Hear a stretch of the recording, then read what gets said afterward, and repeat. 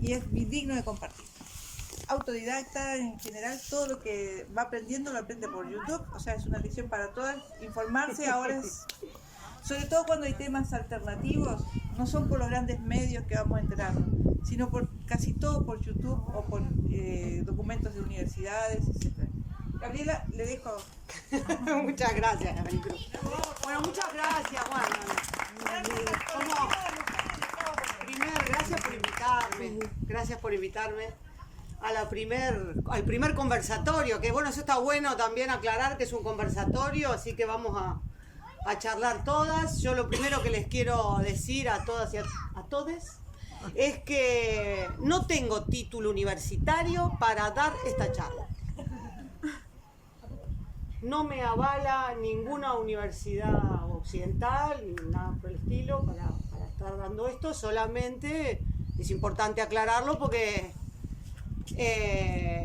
bueno, eso mismo, ¿no? El conocimiento lo podemos adquirir de varias formas. En mi caso tuve la suerte de que en esta época es muy fácil, la verdad, estar en varios seminarios universitarios sin necesidad de estar ahí, porque tienes la posibilidad, es verdad, por YouTube de ver, varias universidades que están trabajando otras temáticas o otras formas de ver el conocimiento, que aparecen, de hecho, charlas completas, clases completas, seminarios de varias instancias en los que se puede aprender mucho más allá de presenciarlo, ¿no? O de estar con el profesor. Así que bueno, la idea es esa nada más, es compartir lo que yo fui aprendiendo por mi propio interés de saber un poco más sobre el tema y los aportes, todo lo que ustedes puedan ayudar a que ese conocimiento para mí se amplíe, ¿no?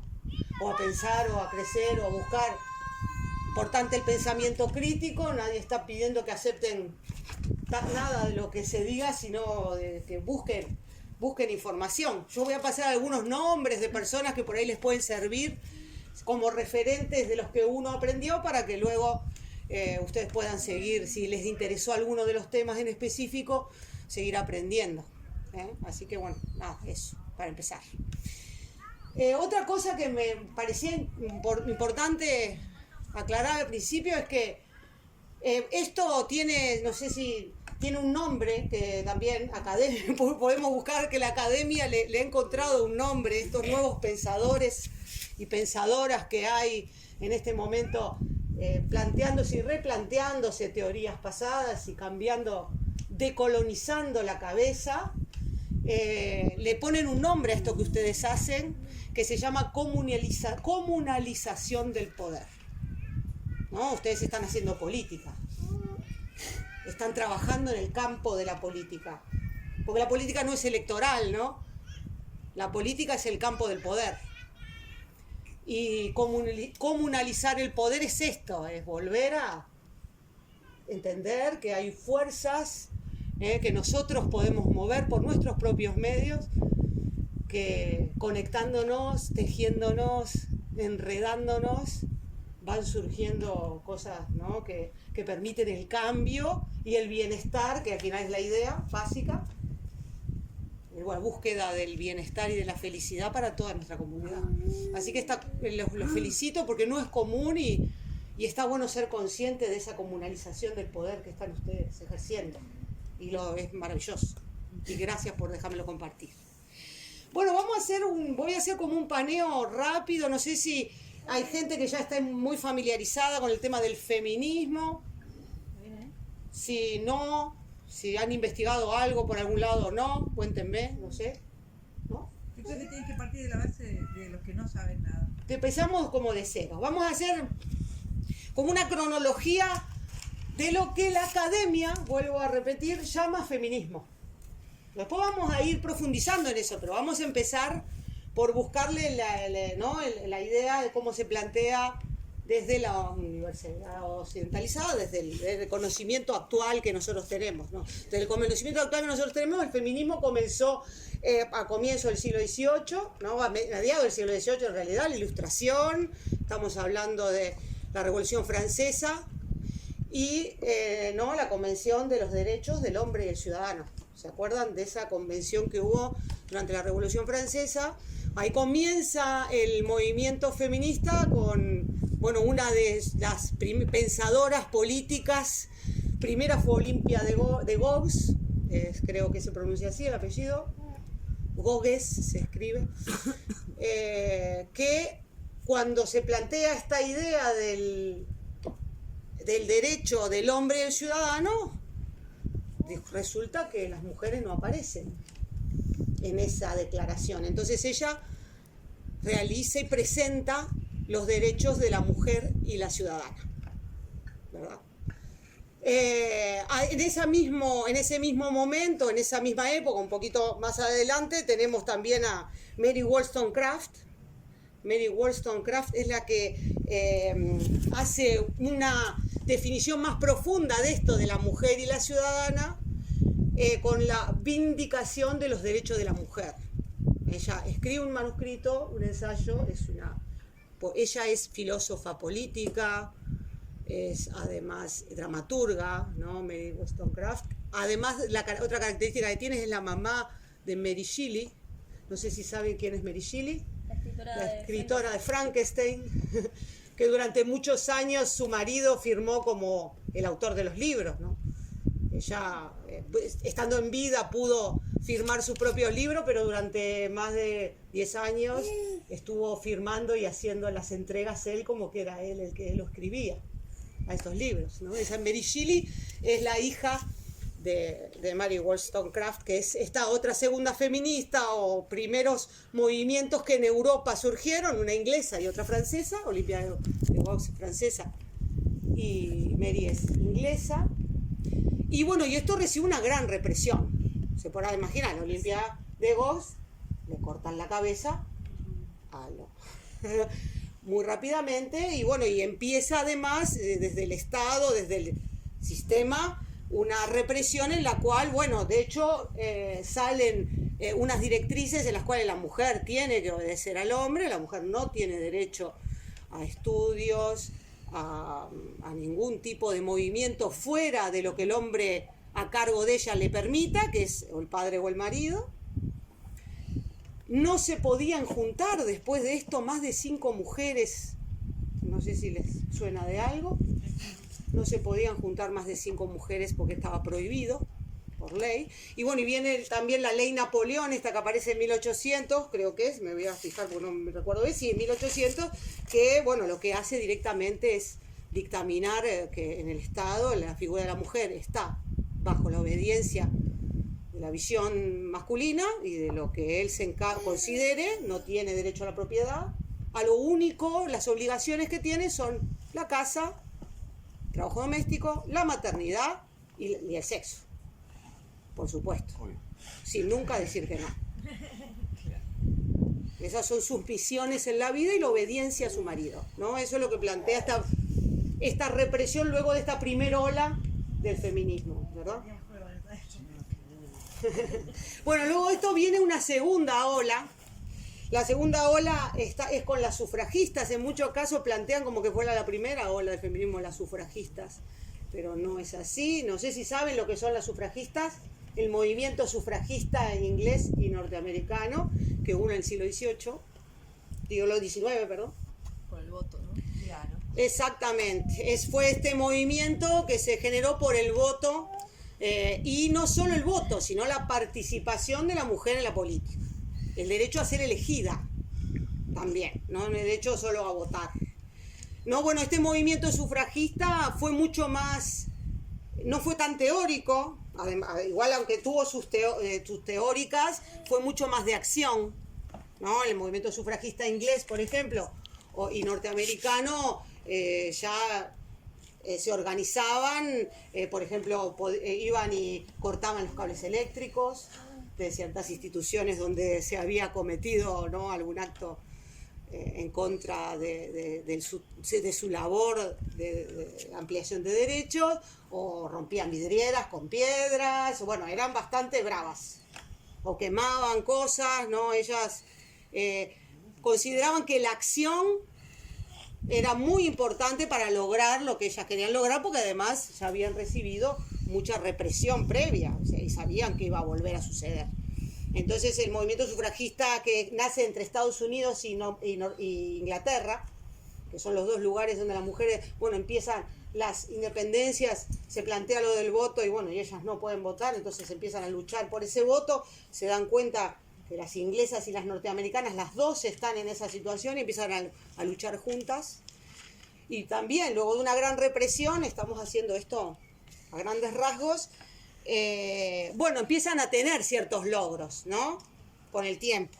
Por ejemplo, en 1918 empieza a poder votar la mujer inglesa. La mujer inglesa mayor de 30 años. Y creo que es en el 20, ¿no? En 1920 en Estados Unidos empieza a poder votar las mujeres de cualquier, bueno, de la edad adulta, no ponen lo de los 30 años, pero tienen que ser las mujeres blancas, ¿no? Las que votan. Así que bueno, ese es como, bueno, los ciertos logros que fueron haciendo, además de la posibilidad de poder alguna estar vinculada a ser elegida o dentro de las posibilidades de estar dentro del campo de la política trabajando también. Y bueno, en este contexto que estamos hablando de este siglo, del 1800, del 1900, principio del 1900, aparece una primer voz, por lo menos en la historia que nos compete en este momento, una primer voz de una mujer africana, esclava, que se llama Sayonara, por eso lo leí, porque no me sé si me sale bien el nombre, Sayonara Truth. Sayonara Truth es una esclava norteamericana que de lo que habla es de por primera vez ese concepto de la doble exclusión. La exclusión por ser mujer y la exclusión por ser negra, ¿no? Empieza como a rodar esta cuestión de que al final, ¿no?, las reivindicaciones por ahí no son para todas igual, ¿no? Y de la misma forma. Después otra es Flora Tristán, que es una feminista socialista sudamericana, que bueno, por ahí alguno que tenga más conocimiento del socialismo por ahí la conoce, que bueno, que lo que plantean es esto, ¿no?, de que en realidad la sociedad capitalista es el problema y que saliendo del capitalismo y yendo al socialismo lograría la mujer tener su lugar en la sociedad, ¿verdad? En este momento, ya estamos a mediados de 1900, aparece el primer escrito de Simone de Beauvoir, ¿no?, El segundo sexo, que es muy importante para la construcción de la teoría de género y de la teoría feminista, porque ella nos plantea esto de que el género es una construcción social, no es que viene con nosotros, no es que nosotras somos las buenas, las protectoras, las no sé qué, las sensibles, y ellos son los fuertes, los proveedores, ¿no? Sino que es una construcción social que viene y se inicia culturalmente desde que naces, y por esas razones que, además en muchos aspectos, ¿no? Si nos ponemos a pensar en una construcción social, que no solamente decir, bueno, vos aguantá, querida, lo que tu marido te diga, te haga, aguantá los cuernos, aguantá lo que haga falta, porque hay que aguantar, ¿no? Además de eso, hay otros simbolismos, no sé, que actualmente tenemos, ¿no?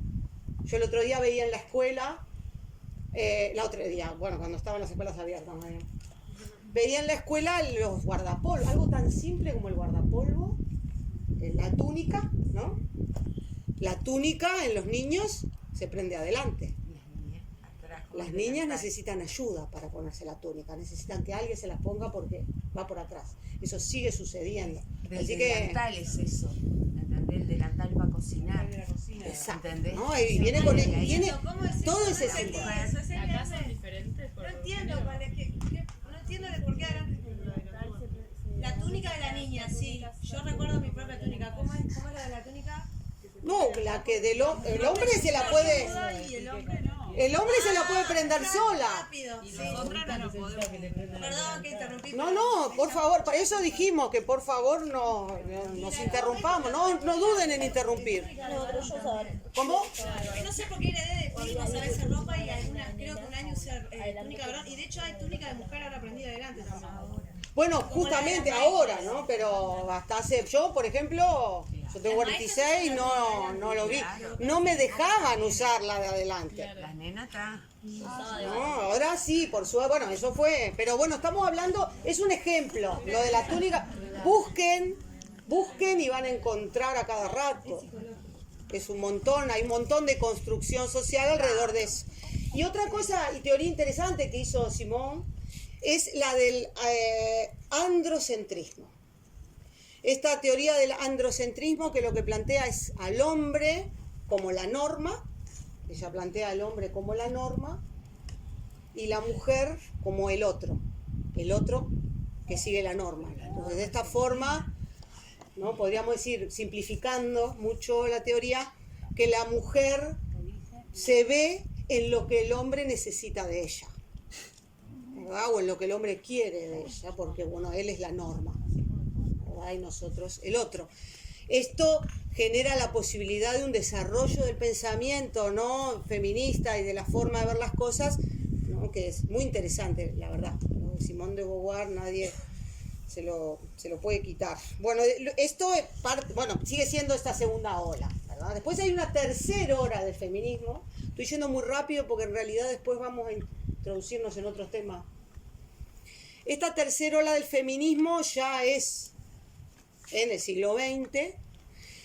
Una de las precursoras es Betty Friedan, tal vez la conozcan, es la del movimiento Now. El movimiento Now es un movimiento norteamericano. Ella escribe un libro que se llama La mística de la femineidad. Ahí, pensemos más o menos mediados del siglo XIX, del siglo XX, la mujer, ¿se acuerdan de esa mujer de los años 50 con el vestidito, todo para comprado, la cocinita, el lavarropita, el cosito, ¿no? Todo para el consumo, ¿no? Esa cosa de todo para mejorar y beneficiar la vida de las mujeres, ¿no? Toda esta cosa consumista del electrodoméstico. Y bueno, en ese momento también, especialmente en este tipo de países, Estados Unidos, tiene una crisis porque descubre que un montón de esas mujeres. Ella hace un estudio, Friedman, sobre la gran cantidad, el gran porcentaje de esas mujeres casadas, con todo lo que tienen que tener, sin faltarles un electrodoméstico ni nada, el nivel de depresión, de alcoholismo, de consumo de drogas y de pastillas que tenían, o que tienen en muchos casos, por una cuestión lógica que tiene que ver con la falta de desarrollo de tu persona y poner al otro para cuidar, ¿no? Yo soy la cuidadora del otro y no importa lo que yo necesite. Eso lo que generó en el desarrollo, al final en una cultura capitalista y desarrollada, fue eso. Sí, ella tenía todo, iba al shopping, venía, llevaba a los niños a la escuela, tenía el auto, pero era infeliz igual, ¿no? Tenía niñeras también. Niñeras probablemente. ¿No? Y bueno, esta Betty Friedan genera este movimiento Now que existe todavía, que es un movimiento de mujeres que, bueno, lo que hacen es hablar de este feminismo liberal, ¿no? Se lo llama a ella como referente y a las mujeres sobre todo, que consideran que la igualdad está en la adquisición de derechos como se encuentra en la sociedad en este momento, la posibilidad de trabajar en cualquier trabajo como el hombre, ¿no? La idea de cobrar el mismo sueldo, que no haya diferencia por los sexos. Bueno, todos estos derechos son los que plantean y reclaman las feministas liberales, ¿no? Este derecho a tener su propia vida, a tener tu propia carrera, a querer dedicarte a algo por ir a la universidad, ¿no? Tener tu tiempo para poder desarrollarte como persona dentro del sistema, bueno, liberal, porque ya estaban en ese sistema, ¿no? Y todo esto, al mismo tiempo que sucede esto, este tipo de feminismo, aparece el famoso, famoso como el todos, feminismo radical. Que ahí hay, bueno, hay mucha gente que le tiene como un poco de miedo al feminismo radical, la feminazis, ¿se acuerdan de todo eso, no? Hay como una cosa muy de...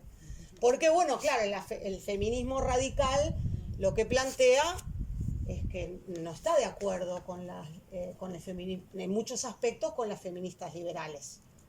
No considera que ser como el hombre, trabajar en el mismo lugar, tener las mismas posibilidades de desarrollo profesional y económico, sean realmente el problema social por el cual la mujer está en esa situación. Claro, no es eso. Sino ellas lo que plantean es la cuestión de la radicalidad como ir a la raíz. No es de radical de ir a quemar cosas, sino feminismo radical buscando la raíz. Ajá. Y la raíz para las feministas radicales es el patriarcado, ¿no? La lucha contra el patriarcado. El patriarcado como símbolo de esa opresión que tiene la mujer no solamente en la sociedad, sino dentro de su propia casa. Todo el mundo acá sabe lo que es el patriarcado. ¿Quién nos dice qué es el patriarcado? Un sistema de opresión del hombre a todo lo que no sea el hombre, a todo lo que sea disidencia, tanto género como sexualidad, como lo que no se adapte a esta norma del hombre cis, blanco, heterosexual. Sí, también un sistema en el cual el varón es la cabeza de la familia, bueno, el patriarca. El patriarca, es el que condensa el poder. El apellido, por ejemplo. El apellido, en su momento la herencia, o sea, el legado. Exacto. O sea, bueno, ¿no? Entonces lo que plantea este feminismo radical es que, bueno, que en realidad para lograr emancipar a esas mujeres y ejercer su verdadera libertad, bueno, la idea es que en realidad hay que luchar contra el patriarcado, ¿no? Entonces en este momento ahí tenemos como dos ramas, ¿verdad? Que es acá, ya estamos, ¿no? Pasado el siglo XX y tenemos esas dos ramas que son las feministas liberales, ¿no? Y las feministas radicales que vienen a estar trabajando en el mismo tipo de movimiento. Las feministas radicales trabajan más también en la autoorganización, por ejemplo, han generado movimientos en el cual ellas han realizado, por ejemplo, armado clínicas para ginecológicas, para el control, ¿no? de la salud de la mujer. Han organizado, bueno, guarderías, tratan de buscar la forma de autoabastecerse, ¿no? Cursos, talleres de defensa personal, fundamental en realidad, me parece, para una mujer. Bueno, o casas, por ejemplo, para las mujeres maltratadas, todos los hogares donde las mujeres se van y buscan poder iniciar una nueva vida después del maltrato. Bueno, había estos movimientos, eran los que se dedicaban a encontrar esos lugares y ir asistiéndose. Y bueno, de esta forma también la institucionalidad, el Estado empieza a tomar, ¿no? Postura y empieza a aprovechar estos movimientos y en muchos casos a institucionalizarlos. Muchas de las políticas que vemos por ahí ahora en el Mides o ahora no, bueno, perdón. Veíamos en el Mides, ¿no? de esto justamente, de casas para las mujeres, para su protección, bueno, distintas clínicas, todo esto. Bueno, fue como, ¿no? absorbido por la institución y institucionalizó ese movimiento en muchos aspectos y bueno, y lo tomó ideas y bueno, ya después veremos si las aprovechó bien o mal, pero bueno, ¿no? Entonces, y esto a mediados de los años 90, ustedes, o sea, llegando a este plano de la historia, ya estando en nuestros días, ¿ustedes notan algo en especial en estas distintas olas de feminismo? ¿Falta alguien? ¿Faltan voces? ¿O no? Porque yo les recuerdo los nombres, por ejemplo. Olympia de Gauss, Francia. Mary Wollstonecraft, Inglaterra. Acá latinoamericano. Sufragistas, Estados Unidos, Inglaterra. África. Ganas asiáticas. Entonces, Algo no sea el mundo occidental, básicamente.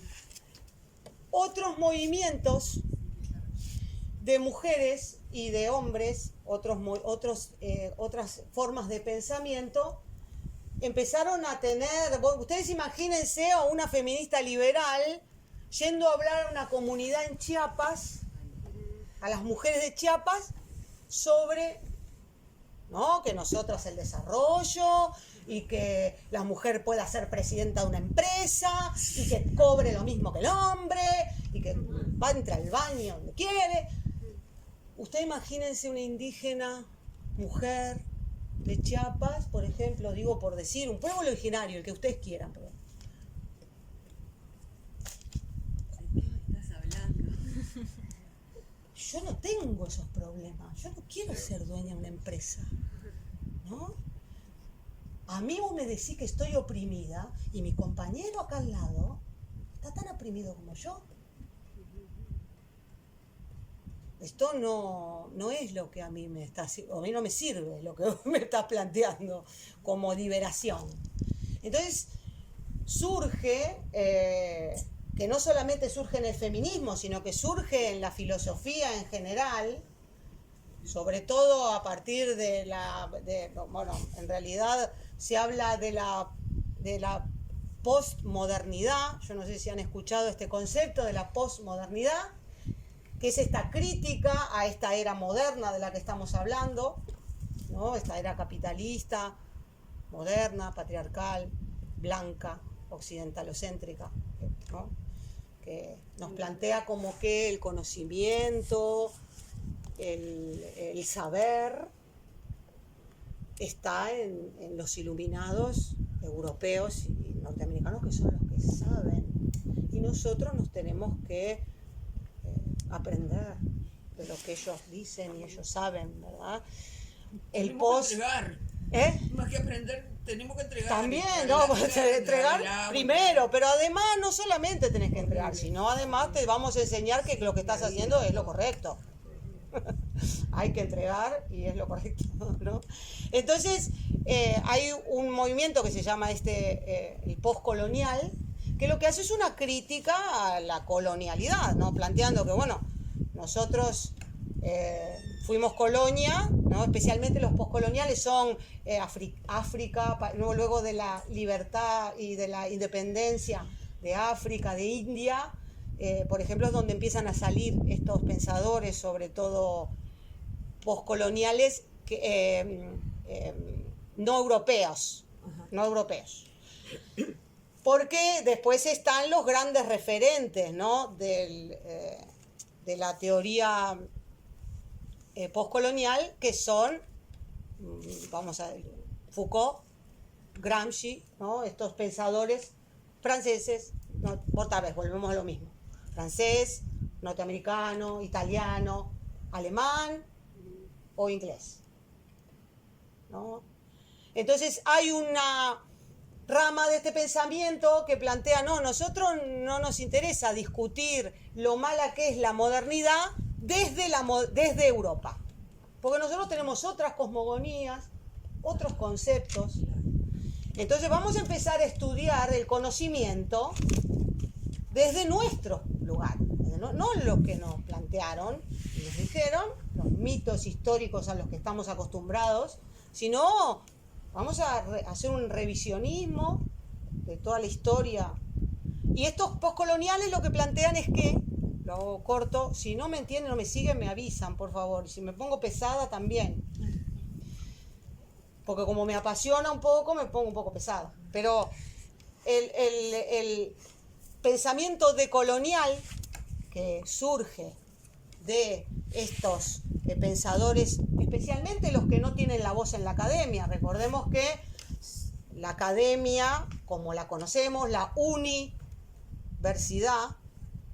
un solo pensamiento, la universidad en todo el mundo, ya no solamente aquí, sino en todo el mundo, es occidental, ¿no? O sea, África tiene lo mismo en sus programas universitarios, tiene los mismos programas que el Harvard, por ejemplo, si quiere. O sea, yo escuchaba la otra vez como un africano me decía que estudiaba el feudalismo. Como nosotros, que estudiamos el feudalismo, nosotros, ¿por qué estudiamos el feudalismo? Si nosotros no somos europeos, nosotros estábamos ahí, nosotros estamos acá, haciendo otra cosa que no tenía nada que ver con eso, ¿no? Pero no, bueno, nosotros seguimos estudiando y pensando la historia desde que el conocimiento, ¿no? Vino de Grecia, filosofía, ¿se acuerdan todo ese, ¿no? Esta mitología. Otra cosa, lo que ayer lo hablábamos, me acuerdo que lo comentaba con Gabriel, mi hijo, si en el liceo, me acuerdo de que le dijeron que la revolución industrial empezó en Inglaterra. Eso es un mito histórico. La revolución industrial empezó en China 100 años antes. Hay un manuscrito chino sobre maquinaria, tecnología, fábricas de hierro, ¿no? Porque acuérdense que los chinos, ¿quiénes eran los chinos en ese momento? De 1313, un impreso, ¿cuándo fue lo de la imprenta de Gutenberg? Como mucho después, 100 años después. Bueno, un impreso chino del 1313, donde se describen y figuran los dibujos de muchas de las máquinas que después utilizó, ¿no? la industria naciente inglesa. De hecho, hay documentos y pruebas de chinos que fueron a esas fábricas inglesas a enseñarles cómo hacer el trabajo. Eso está documentado. No está enseñado en la escuela o en la universidad occidentalizada, pero existe. Les recomiendo, si les interesa saber más sobre la historia decolonial, a Enrique Dussel, por ejemplo, pensador, es argentino, pero vive hace muchos años, es decano de la Facultad de México. No sé, ¿alguien lo conoce ya? ¿No? ¿Lo conocen a Enrique Dussel? Enrique Dussel es el padre, uno de los padres del pensamiento decolonial, que es este pensamiento que lo que plantea es, bueno, no, nosotros, la modernidad, para nosotros empezó en 1492, para nosotros los americanos, él plantea esa teoría. Esa teoría lo que dice es que, bueno, esa modernidad que empezó y en 1492, que ahora es la que vivimos, la era moderna, bueno, ahora le plantean la que es la posmoderna, pero bueno, al final venimos de ahí, se logró gestar gracias a 4 genocidios, epitemicidios, esa palabra es complicada. ¿Qué es epidemiología? ¿Saben? La epidemiología es el origen del conocimiento, ¿no? O sea, el genocidio epitemicidio que se llama, porque se mató no solamente a la persona, sino su conocimiento, estos teóricos como Enrique Dussel o Ramón Grossfogel plantean que fueron 4 genocidios. La conquista de Al-Ándalus en España, ¿no? Lo que ahora llamamos España. Ese fue el primero, porque fue el genocidio de los musulmanes dentro de la península ibérica y también, bueno, la echada de los judíos, todo eso que hace Isabel la Católica, no sé si se acuerdan de la historia más o menos reciente. El genocidio epitemicidio de Sudamérica, con la conquista de las Américas. El genocidio epitemicidio de África, con la trata de esclavos. Estamos hablando de millones y millones de personas trasladadas de su lugar a otro y negadas como ser humano. Y el genocidio epitemicidio de las mujeres en la quema de brujas, ¿verdad? Este proceso, del cual hay un par de libros también muy interesantes, como es Calibán y la bruja, de Silvia Federici, pensadora italiana muy buena. La de Calibán y la bruja, Silvia Federici. ¿Federici o Federici? Federici, con doble C, Federici. Es así, ¿no? Esta teoría de pensamiento lo que trae es también a que muchas mujeres del feminismo se planteen como sientan, ¿no? Que esas teorías se acercan a lo que ellas están sintiendo, porque el hecho de que tú escuches a una feminista hablar como hablábamos del desarrollo y todo esto, y vos estés viviendo los problemas que vivimos nosotros en nuestras sociedades llamadas subdesarrolladas. Que el desarrollo de ellos es a costa de... Claro, de exactamente. nosotros, Bueno, porque ese genocidio lo que plantea es esto, ¿no? es la base. O sea, si tú agarras todo ese conocimiento que destruiste, las mujeres, estamos hablando de las mujeres sanadoras, ¿no? A las que no se les dejaba ejercer la medicina porque comenzaba la medicina occidental,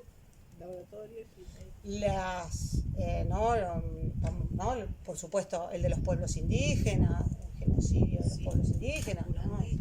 Todo esto lo que hace, bueno, sabemos, ¿no?, que los pueblos indígenas directamente lo que hacían era taparle el templo con tierra, poner una iglesia encima. Dejabas de existir como ser, dejabas de existir como ser, ¿no? Entonces, esto es bárbaro, porque si yo después les hago creer a todos y en las universidades pongo a mis grandes pensadores, que van a ser pensadores, porque si ustedes hacen un paneo de la universidad, de la historia del conocimiento de la modernidad, desde el principio del conocimiento de la modernidad hasta ahora, van a encontrar que las teorías, si se ponen a pensar en nombres, izquierda o derecha, no importa, van a encontrar que son italianos, hombres blancos, italiano, norteamericano, inglés, francés, alemán. Y tengamos en cuenta que nuestras universidades llevan ese conocimiento a nuestros profesionales también, ¿no? A las ciencias sociales, a todos los lugares, ¿verdad? Este es el conocimiento, o sea que nosotros estudiamos como propio y necesario para nuestro conocimiento la visión de los lentes de hombres blancos de 5 países, ¿no? Cómo ven el mundo, cómo vieron la historia o ven la historia hombres blancos de 5 países. Del primer mundo. Sí, da la casualidad, ¿no? Entonces, esto mismo es lo que les pasó a las feministas decoloniales, llamadas feministas decoloniales, que sintieron eso, que bueno, ¿y cómo el feminismo empezó? ¿Cuándo empezó el feminismo? Se empezaron a preguntar, ¿será? Por ahí no se llamaban feministas, porque no existía el concepto, pero eran feministas. Entonces empezó a haber un estudio también de la historia, de la negación hacia las mujeres y al conocimiento de grandes mujeres que hubo en la historia. Vamos a empezar con solo la historia sudamericana. No sé si conocen a Ana Caona. No la estudiamos en la historia. Porque se acuerdan que a nosotros en la historia nos dieron el mito de que vinieron en 1492 con un montón de cositas de colores y nosotros quedamos fascinados. Y les dimos todo porque ellos no te acuerdan de esa cosa y nos vinieron a cristianizar, ¿no? ¿Verdad? Bueno, eso no fue así, eso es un mito histórico. El primero, por eso empiezo con Ana Caona, que para mí, bueno, para muchas era una feminista. Pensemos, por ahí era una feminista, habría que pensar. Ana Caona era la mujer de un cacique, cuando él muere ella queda de cacique, es el momento en el que llega Colón, en el primer viaje, que los reciben bien, es verdad que los reciben bien, y que cuando se van dejan un grupo de hombres, ¿no?, y de personas en un fuerte, ¿verdad? Ellos se van para volver al segundo viaje, toda esta historia que hace Colón de 2 o 3 viajes, pero en ese transcurso entre Colón se va y vuelve, los hombres que estaban habían quedado, los españoles, o bueno, europeos en realidad que habían quedado, bueno, se dedicaron a violar y maltratar a las mujeres.